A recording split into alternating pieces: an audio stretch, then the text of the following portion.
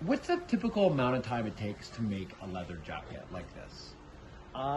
Typical amount of time to take a jacket, anything that we produce is upwards of 50 hours, right, from beginning to end. Got it. Right? Yeah. And that's because, from designing to fitting and then getting everything right before we get to the final production of actually putting it together. Got it. What's the main process for manufacturing leather? Main process for manufacturing? What's the main, can you go through somewhat of a process from beginning to end? Probably not as good as a YouTube video could, but just in generally, once leathers, the skin is taken off of a cow and everything, it goes to a drying process. Or a goat.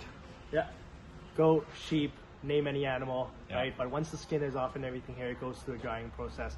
After it's properly dried, then they will tan it or dye it to the color that you need. Yeah. Depending on the animal, like a cow, for example, can be sliced many times in that layer. That's why you have different layers of suede, thick leather for belts or garment style leather for clothing. Yeah, right? exactly.